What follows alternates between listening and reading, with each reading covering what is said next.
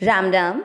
आज हम श्रीमद् भगवद गीता की अध्याय 3 कर्म योग का श्लोक 25 संस्कृत उच्चारण और हिंदी अर्थ सहित सीखेंगे। पहला चरण स अक्षर पूरा है, अ मिक्स करना है। स के बाद में जो लिखा है उसका मतलब हुआ आधा क और त पूरा। आधे क को स के साथ जोड़ा सक और त में आ की मात्रा कर दी ता। आ की मात्रा तो विसर्ग को पढ़ेंगे हा, सकताहा। फिर क पूरा है, म के ऊपर आधे र की मात्रा को अपन पहले पढ़ेंगे क के साथ कर। म के बाद में आधा अण, कर्मण, और फिर य में अ मिक्स करेंगे कर्मण्य। वी के साथ आधा द्विविद, वा पर बिंदी शब्द के बीच में है तो उसको पढ़ेंगे आधा न वांसो, विद्वांसो। पहला चरण रिपीट करते हैं, सक्ताः कर्मण्य विद्वांसो। दूसरा चरण य में अ मिक्स करना है यथा, कु व के ऊपर जो आधा है उसको कु के साथ पढ़ेंगे कुर, व पूरा। मात्रा के अंदर जो आधा न है उसको व के साथ पढ़ेंगे वन, ठीक है। और त पे ई की मात्रा ती, कुर्वन्ती। भा र और त दोनों में अ मिक्स करना है भारत। सेकंड चरण रिपीट, यथा कुर्वन्ति भारत। पहला और दूसरा चरण साथ में, सक्ताः कर्मण्य विद्वांसो यथा कुर्वन्ति भारत। तीसरा चरण लेंगे, कु या के ऊपर आधे र की मात्रा कु के साथ पढ़ेंगे कुर, या के साथ आधा द कुर्यात। आधा और पूरा अक्षर पूरे चरण में ध्यान रखना है, ठीक है, ध्यान से सुनिएगा। कुर्यात, फिर वी के साथ आधा द विद, वा पे बिंदी शब्द के बीच में है तो आधा ना पढ़ेंगे वांस। जैसे अपन ने पहले चरण में विद्वांसो शब्द पढ़ा, वैसे यहाँ पर क्या है विद्वांस। आगे त पूरा है, त में मिक्स कर दो तथा। फिर स के साथ आधा का सक, त के साथ आधा श तश, सक्तश। तो देखिए पूरे में आधे के साथ पूरा अक्षर चरण में चल रहा है, कहीं एक सिर्फ तथा में अ मिक्स किया है। तीसरा चरण ध्यान से वापस बोलते हैं, कुर्यात विद्वांस तथा सक्तश। चौथा चरण ची की मात्रा है बड़ी, तो ची को तो नॉर्मल बोलना है और की को खींचते हुए आधा र पढ़ना है। चिकिर, चिकिर नहीं करना है, चिकिर। शु के साथ आधा र, चिकिर शुर। लोक क में अ मिक्स करना लोक। स के ऊपर बिंदी, क्योंकि लोक संग्रहम पूरा एक शब्द है, देखो बीच में डैश लगा रखा है ना, तो स पे जो बिंदी है शब्द के पहले अक्षर पर होने पर उसको अपन नाक से न बोलेंगे। संग्रह का मतलब हुआ ग आधा और र पूरा, जियारे संग्रह। और ह पूरे के साथ आधा म हम, संग्रहम। चौथा चरण रिपीट, चिकित्स लोक संग्रहम। अक्षर कब पूरा है कब आधा है पूरा ध्यान रखना है। तीसरा और चौथा चरण ध्यान से फिर बोलेंगे, कुर्यात विद्वांस तथा सक्तश चिकित्स लोक संग्रहम। पूरे श्लोक का उच्चारण एक साथ, सक्ताः कर्मण्य विद्वांसो यथा कुर्वन्ति भारत कुर्याद् विद्वांस तथा सक्तश चिकित्स लोक संग्रहम। एक बार फिर से, सक्ताः कर्मण्य विद्वांसो यथा कुर्वन्ति भारत कुर्याद् विद्वांस तथा सक्तश चिकित्स लोक संग्रहम। मात्रा और आधे पूरे अक्षर का ध्यान देते हुए इस तरह उच्चारण करना है। अब करते हैं श्लोक का अर्थ। अब भगवान जो आगे वाले श्लोक 25, 26 और इन दोनों श्लोकों में भगवान जो ज्ञानी महापुरुष होते हैं उनको कर्तव्य कर्म में सावधानी रखने की प्रेरणा दे रहे हैं। जैसे भगवान ने पिछले 3 श्लोकों में अपने लिए कर्म में सावधानी रखना बताया, वैसे ही भगवान उन ज्ञानी महापुरुष को कर्म करने में सावधानी रखने के लिए श्लोक नंबर 25 और श्लोक नंबर 26 में बताएंगे। हमने सुना था कि पिछले श्लोकों में जो पिछले 3 श्लोक थे उसमें भगवान ने बताया था कि भगवान के लिए न कुछ करना बाकी है न कुछ पाना बाकी है।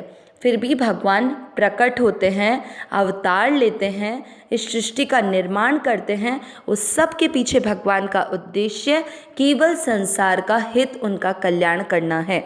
भगवान ये जो भी कर्तव्य कर्म करते हैं उन सबको सावधानी पूर्वक इसलिए करते हैं क्योंकि जब मनुष्य भगवान का अनुसरण करेंगे तो वो भी कर्तव्य कर्म में लग जाएंगे। अगर भगवान कोई सावधानी पूर्वक कर्तव्य कर्म न करे तो सब कुछ नष्ट भ्रष्ट हो जाए और इससे इस जगत में वर्ण संकरता उत्पन्न हो जाए।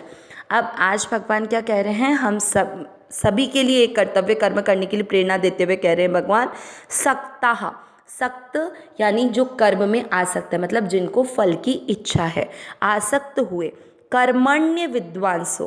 देखिए यह जो पूरा है उसमें अपन ने अ मिक्स किया था तो शब्द बन गया अविद्वांसो।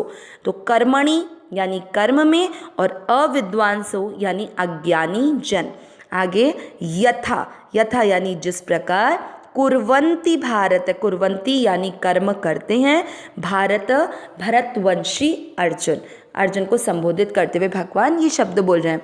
कुर्यात विद्वांस, तो कुर्यात का अर्थ क्या हुआ, कुर्यात, कुर्यात यानी कर्म करें, विद्वांस में आधा स जो है शब्दों को जोड़ रहा है, तो विद्वान यानी जो तत्वज्ञ महापुरुष हैं, तथा, तथा यानी उसी प्रकार, जैसे यथा था जिस प्रकार, तथा का मतलब हो गया उसी प्रकार, तथा सक्तश, सक्तश में आधा श जो है वो शब्दों को जोड़ रहा है। तो देखिए कुर्यात विद्वांस, यहाँ पर जो है विद्वांस तथा, तो तथा में आ की मात्रा है ना, तो आसक्तश इस तरह से शब्द बन जाएगा। तो कुर्यात यानी कर्म करें और विद्वांस यानी तत्वज्ञ महापुरुष हो गया, और असक्त, तथा में आसक्त शब्द बन गया, तो असक्त यानी आसक्ति रहित, चिकीर्षुर, आधा र जो है चिकीर्षु के बाद का विसर्ग करने पर आए तो चिकीर्षु यानी करना चाहता हुआ, लोक संग्रहम, लोक संग्रहम यानी लोक संग्रह। पूरा अर्थ निकला, ही भरतवंशी अर्जुन कर्म में आसक्त हुए जो अज्ञानी जन है, मतलब जो सक्ताह है, वो जिस प्रकार कर्म करते हैं आसक्ति रहित, जैसा तीसरे चौथे चरण में बताया ना, असक्तः यानी आसक्ति रहित तत्वज्ञ महापुरुष भी लोक संग्रह करना चाहते हुए उसी प्रकार कर्म करें। ये तो अपन ने शब्दों के अनुसार अर्थ देखा।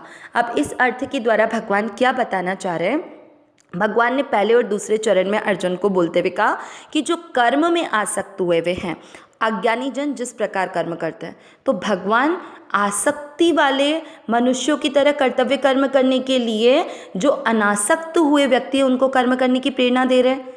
ऐसा तो नहीं हो सकता ना कि आप भी आसक्ति पूर्वक कर्तव्य कर्म करो, भगवान ऐसा कह रहे हैं। भगवान ऐसा नहीं कह रहे, भगवान बोल रहे हैं कि कर्म में आसक्त हुए अज्ञानी जन, मतलब जो शास्त्र, उनकी जितने भी शास्त्रों में जो शुभ कर्म बता रखे हैं उन कर्मों को तो करते हैं, पर उन कर्मों को करने के पीछे उनका फल पाने का कारण है, तभी तो वो क्या है, आसक्ति युक्त है। तो क्या होता है जब आपको एक बार पता चल जाता है कि ये कर्तव्य कर्म इस विधि से करना है और इस विधि से करने के बाद आपको ये फल मिलेगा, तो उस फल को पाने के लिए आप उस कर्म में बिल्कुल भी कहीं पे भी कोई त्रुटि रखते ही नहीं, कोई गलती रखते ही नहीं है। तो आपने कर्म तो शुभ किया जैसा शास्त्रों में बताया गया था, उस शास्त्र विहित शुभ कर्म को किया, परंतु उसके पीछे पाने की इच्छा थी, फल पाने की इच्छा, आसक्ति हो गई, ममता है, आपका संसार के पदार्थ भोग यहाँ के रिश्तों से कोई संबंध जोड़ रखा है, तभी तो आप फल पाने की इच्छा कर रहे हैं। तो इसीलिए भगवान ने उनको क्या बोला, अज्ञानी बोला, क्योंकि शास्त्र विहित कर्म करते हुए भी उनका उद्देश्य संसार के पदार्थों को पाना है, ना कि दूसरों का हित, तो उनको अज्ञानी जन बोला और कर्म में आसक्त हुआ। तो ये जिस प्रकार कर्म करते हैं, मतलब कहने का हुआ कि जिस तरह वो पूरी तत्परता के साथ उस कर्तव्य कर्म को करते हैं उसमें बिल्कुल त्रुटि नहीं रखते हैं, क्यों त्रुटि नहीं रखते हैं? ताकि उनको फल पूरा मिल सके। तो वैसे ही जो आसक्ति रहित, मतलब जिनको न कोई ममता है, न कामना है, न आसक्ति है, न संसार के पदार्थों से कोई मोह है, वो आसक्ति रहित तत्वज्ञ महापुरुष जो तत्व को जानते हैं कि सब कुछ केवल परमात्मा ही है और हमारा संबंध केवल परमात्मा से, इस संसार के सब कुछ छूटने वाले हैं, नष्ट होने वाले हैं, उस तत्व को जानने वाले महापुरुष भी लोक संग्रह का अर्थ होता है दूसरों का, लोक यानी संसार, संसार के संग्रह यानी केवल संसार के हित की भावना को रखते हुए कर्म करना चाहिए। मतलब उसको भी उतनी कोई भी त्रुटि नहीं रखनी चाहिए, इस तरह से श्रेष्ठ मनुष्य होकर आचरण करना चाहिए कि दूसरे मनुष्य भी उसको निष्काम भाव से कर्तव्य कर्म करते हुए देखकर प्रेरणा ले सकें। इसलिए उसके कर्म में वैसे ही त्रुटि नहीं होनी चाहिए, वैसे ही तत्परता होनी चाहिए जैसे कर्म में आसक्त हुआ मनुष्य फल की इच्छा रखते हुए कर्तव्य कर्म करता है। तो इस तरह भगवान ने जो आसक्ति वाले पुरुष थे, जिस तरह बिना किसी त्रुटि के तत्परता पूर्वक अपने कर्तव्य कर्म को करते हैं, उसी प्रकार जो फल की इच्छा नहीं चाहने वाले मनुष्य हैं, वे कोई भी त्रुटि, कोई भी गलती ना रखते हुए कर्तव्य कर्म करें, निष्काम भाव से केवल संसार का हित भाव रखें, जिससे इस संसार में यह भाव का प्रचार हो सके। अविनाशी सहज सुख राशि, हे नाथ, हे मेरे नाथ, मैं आपको भूलूं नहीं। नारायण नारायण नारायण नारायण।